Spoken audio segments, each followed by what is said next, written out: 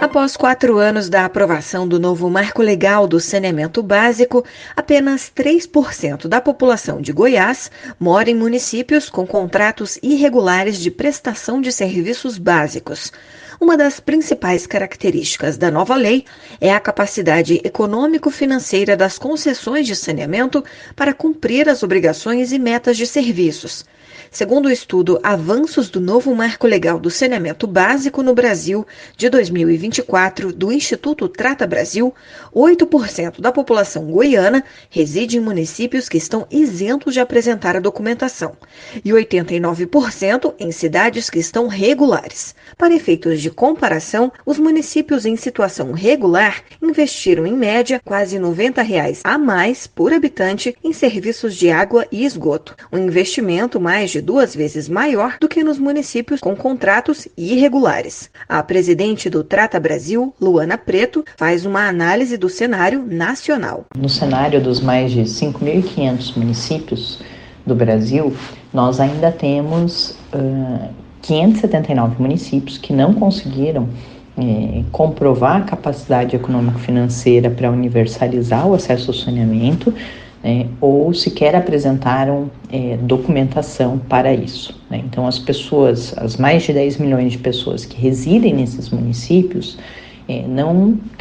estão à deriva. Nessas localidades, os índices de saneamento básico são piores do que a média nacional e do que os municípios regulares. Segundo o Trata Brasil, 68,8% dos habitantes possuem acesso à água, apenas 26,6% são atendidos com coleta de esgoto e 29,8% do esgoto gerado é tratado. Além disso, esses locais perdem 47,3% da água potável nos sistemas de distribuição. Outros 36% dos municípios brasileiros estão isentos de apresentar a documentação. 55% estão regulares e 4% estão regulares com alguma restrição. Para o ambientalista Delton Mendes, é necessário criar uma estrutura que incentive investimentos no setor, estimulando alternativas para o aumento da cobertura dos serviços básicos. Eu acho que existe um subfinanciamento, ou seja, muitos operadores de saneamento enfrentam um histórico de subfinanciamento, resultando em uma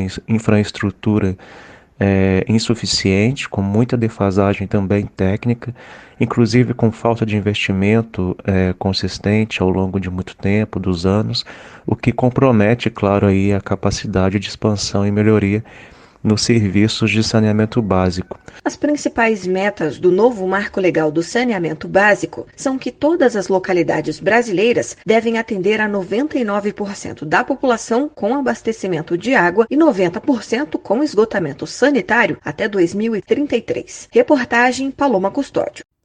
O governo do estado do Rio emitiu 1 milhão de novas unidades da Carteira de Identidade Nacional, assim, composta pelas siglas CIN, para os cidadãos do território fluminense. A marca, uma das mais avançadas do Brasil, foi alcançada quando o governador Cláudio Castro deu entrada para atualizar a identidade dele para o novo modelo criado com o objetivo de dificultar fraudes e contar com o CPF como o único número de identificação.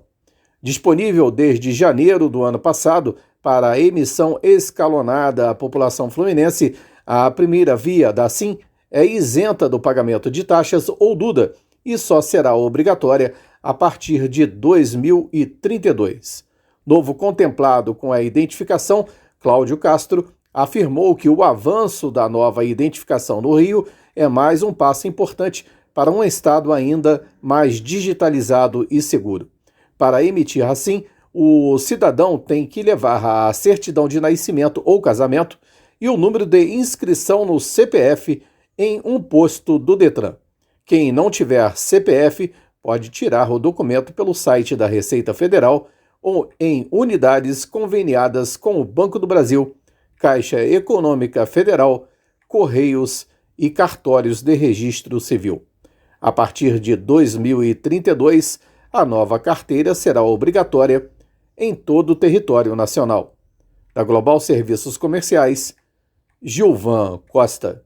Mais de 844 mil estudantes ainda podem participar do Desenrola Fiéis, o programa de renegociação de dívidas do Fundo de Financiamento Estudantil, com descontos de até 99%. O dado é do último balanço divulgado pelo Fundo Nacional de Desenvolvimento da Educação, FNDE, vinculado ao MEC. O prazo para adesão ao programa foi prorrogado até o dia 31 de dezembro deste ano. Os estados com maior número de contratos pendentes são São Paulo, com mais de 221 mil, Minas Gerais, com mais de 80 mil contratos pendentes, e Bahia, com 65 mil. O levantamento do FNDE mostra ainda que já foram renegociados 351 mil contratos, uma redução de quase 20% da dívida do FIES. No total, foram restituídos aos cofres públicos 677 milhões de reais. Podem solicitar renegociação pelo Desenrola Fiéis aqueles com dívidas em contratos firmados até 2017 e inadimplentes até 30 de junho de 2023. A partir daí, os descontos e as condições podem variar de acordo com o perfil do devedor. Estudantes com dívidas em atraso há mais de 360 dias e inscritos no CAD único ou beneficiários do auxílio emergencial podem obter descontos de até 99%. O MEC e o FNDE disponibilizam o Fale Conosco no site e telefone 0800 61 61 61 para mais informações sobre o Desenrola Fiéis. Da agência Rádio Gov em Brasília, Luciano Seixas.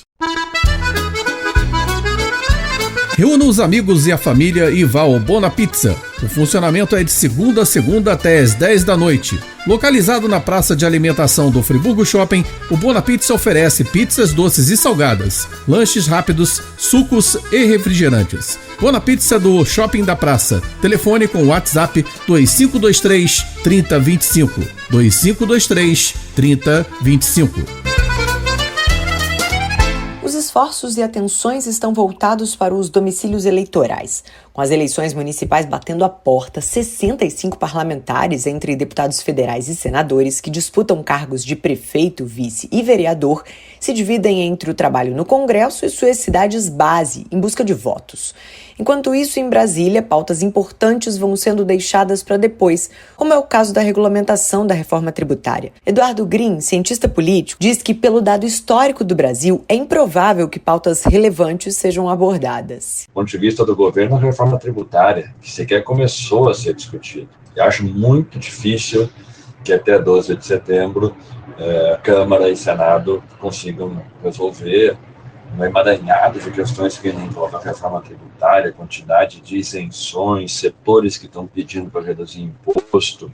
Muito, muito difícil. Em entrevista à Rádio Senado, o consultor legislativo de Direito Constitucional do Senado, Clay Telles, explica que o adiamento dessas discussões mais polêmicas não é só por uma preocupação quanto à repercussão eleitoral desses debates. Segundo Telles, quando adotado esse regime de concentração de votações, nem sempre as lideranças estarão presentes, o que dificulta a formação de consenso em torno desses temas. Por conta disso, no período de esforço concentrado, salvo quando extremamente necessário, a pauta do Congresso gira em torno de temas menos polêmicos, sobre os quais é mais fácil se atingir consensos. Outras medidas que envolvem as PECs, como a da saidinha, das drogas, que ainda dependem de aprovação de uma das casas legislativas, também devem ter suas votações adiadas. Esta semana, o presidente da Câmara, Arthur Lira, já liberou a presença dos deputados, prevendo a presença virtual nas votações em plenário. Apesar do anúncio de que o Congresso faria um esforço concentrado de votações até setembro para garantir celeridade nas votações mais importantes. Reportagem Lívia Brás. O Fundo Único de Previdência Social do Estado do Rio de Janeiro, o Rio Previdência, publicou no Diário Oficial relação nominal com mais de 3 mil pensionistas nascidos em julho, que deixaram de fazer o recenseamento obrigatório 2023-2024 até a data limite 31 de agosto. Os ausentes poderão ter o benefício suspenso já nas próximas folhas de pagamento caso não regularizem a situação cadastral junto ao órgão. Para evitar a suspensão do pagamento, os pensionistas devem, o quanto antes, agendar o comparecimento a uma, podemos dizer assim, das agências ou postos do Rio Previdência.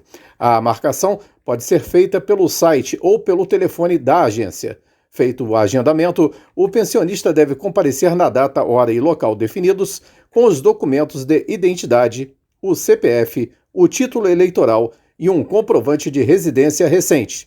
A Rio Previdência informa que, quanto aos pensionistas de militares, estes somente são obrigados a fazer o recenseamento caso estejam associados ao Rio Previdência, ou seja, aqueles cujos instituidores da pensão vieram a óbito até 31 de dezembro de 2021. Da Global Serviços Comerciais, Gilvan Costa. A inflação no Brasil será de 4,26% neste ano. A projeção foi feita pelo Banco Central, que ouviu a opinião das principais instituições financeiras do país. O número acende o alerta no governo e pode fazer a taxa básica de juros, a Selic, subir. A cada semana, ao longo dos últimos 2 meses, praticamente, o Banco Central tem aumentado a projeção de inflação. Com isso, ela já está bem acima da meta do Ministério da Fazenda, que é de 3%, e perto da margem de tolerância, que é de 4,5%. Uma das formas de segurar a inflação é aumentar os juros, já que com taxas mais altas fica mais difícil para pessoas e empresas pegarem dinheiro emprestado. Aí o consumo cai e os preços teoricamente também. Como o Banco Central precisa tomar ações para garantir o cumprimento da meta, pode haver novas altas da taxa Selic. A próxima reunião para decidir se os juros sobem ou não será daqui 2 semanas. O órgão ainda revisou para cima a projeção de crescimento da economia. A tendência é que o Produto Interno Bruto, o PIB, aumente 2,46% neste ano. Da Rádio 2, Humberto Ferretti. O governo federal vai gastar 16 bilhões de reais a mais com servidores públicos no ano que vem. O cálculo é do Ministério de Gestão e Inovação, que divulgou um balanço das negociações com os funcionários grevistas ou que ameaçaram cruzar os braços neste ano. De acordo com o MGI, o Executivo fechou acordo com 45 categorias, entre elas servidores do INSS, professores de universidades federais, servidores do IBAMA e agências reguladoras. Mais de 98% das categorias aceitaram a oferta do governo para encerrar a campanha salarial. O governo começou 2024 sob pressão do funcionalismo público. Setores conseguiram acordos mais vantajosos, outros tiveram de abrir mão de demandas sensíveis, como o plano de reestruturação de carreiras. Alguns servidores voltaram ao trabalho por ordem judicial. Na reta final, o MGI impôs uma data limite para finalizar as negociações, sob ameaça de os grevistas ficarem sem nada para 2025. Segundo o governo, desde 2023, os servidores passaram a ter reajustes no Vale Alimentação, Auxílio Saúde e Auxílio Creche. Da Rádio 2, Daiane Cardoso. Sobradinho Restaurante Grill e Pizza. Há mais de 20 anos na Avenida Alberto Braune 98, centro de Nova Friburgo. Refeições deliciosas de segunda a sábado, com atendimento especial para empresas. Destaques: prato executivo com guaravita grátis e self-service com churrasco. No fim do dia, pizzas artesanais com massa de aipim. Pagamento por cartões ou Pix. Peça pelo WhatsApp 22 997 652 003. Sobradinho Restaurante Grill e Pizza. Tradição e sabor no seu dia. Depois de acordo com autoridades israelenses por uma trégua humanitária de 3 dias, o Fundo das Nações Unidas para a Infância, UNICEF, começou a campanha de vacinação contra a poliomielite na faixa de Gaza. Apenas no primeiro dia de aplicação, 85 mil crianças palestinas de até 10 anos de idade foram vacinadas. A ação é realizada em parceria com a Organização Mundial da Saúde, OMS, e conta com cerca de 700 equipes, que totalizam mais de 2.500 profissionais de saúde envolvidos. O principal impulso para essa campanha de vacinação foi o surgimento de 3 casos suspeitos de contágio por poliomielite em agosto. A situação se agravou com a confirmação do primeiro caso de pólio na região em 25 anos. A doença atingiu um bebê de 10 meses que sofreu paralisia na perna esquerda, mas o caso é considerado estável. Pela urgência do espalhamento da doença, a ONU costurou um acordo com o governo de Israel para realizar a campanha de vacinação com segurança. A meta é atender 90% das crianças, mas há o receio de que o resultado não seja tão abrangente, o que não impediria o surgimento de novos casos. Se for necessário, o Unicef já estuda prolongar a iniciativa por mais um dia de aplicação de doses de vacina em gotas. Da Rádio 2, Diego Edu Fernandes. A seca se intensificou em 15 unidades da federação entre os meses de junho e julho, segundo a última atualização do Monitor de Secas. No período, houve intensificação do fenômeno em todas as 5 regiões do Brasil. A região norte teve a situação mais severa, registrando seca extrema. Em 4 estados do Nordeste, a seca voltou a ser verificada em julho. O fenômeno ficou estável em 5 unidades da federação e houve um abrandamento da seca apenas no estado de Roraima. Somente 2 estados seguiram livres de seca em julho, Rio Grande do Sul e Santa Catarina. Com base no tamanho do território, o Amazonas lidera a área total com seca em julho, seguido por Pará, Mato Grosso, Minas Gerais e Bahia. No total, entre junho e julho, o fenômeno alcançou o equivalente a 83% do território brasileiro. O monitor realiza o acompanhamento contínuo do grau de severidade das secas no Brasil, com base em indicadores do fenômeno e nos impactos causados em curto ou longo prazo. A ferramenta pode ser acessada pelo site monitordesecas.ana.gov.br ou pelo aplicativo Monitor de Secas, disponível gratuitamente para dispositivos móveis com sistemas Android e iOS. Da agência Rádio Gov em Brasília, Luciano Seixas. A Secretaria de Estado de Cultura e Economia Criativa do Estado do Rio lançou agora, no início de setembro, mais 2 editais que fazem parte do pacote de investimentos da Política Nacional Aldir Blanc e o PNAB. Juntos, o Fomenta Festival e o Fluxos Fluminenses vão destinar 42 milhões de reais à cultura fluminense, distribuídos entre quase 400 vagas. As inscrições podem ser feitas até às 6 da noite da quinta, 3 de outubro, exclusivamente pela internet, através da plataforma Desenvolve Cultura. No Fomento Festival, os proponentes deverão apresentar um conjunto de ações presenciais de difusão artístico-cultural para público amplo, com ou sem cobrança de ingressos, com caráter competitivo ou não, em um período determinado de tempo e que promovam comprovadamente o desenvolvimento cultural e a ativação da economia criativa regional ou local. O evento pode prever apresentações, performance, exposições, shows, oficinas, instalações, exibições e ou debates, nas diversas linguagens artísticas, entre as atividades que proporcionem um espaço de difusão e formação da temática abordada. O edital terá investimento de 21 milhões de reais e será dividido entre 3 categorias, sendo uma para festivais inéditos, com 40 vagas, outra para festivais com no mínimo uma edição, também 40 oportunidades, e a última para festivais com no mínimo 12 edições, disponibilizando 12 vagas.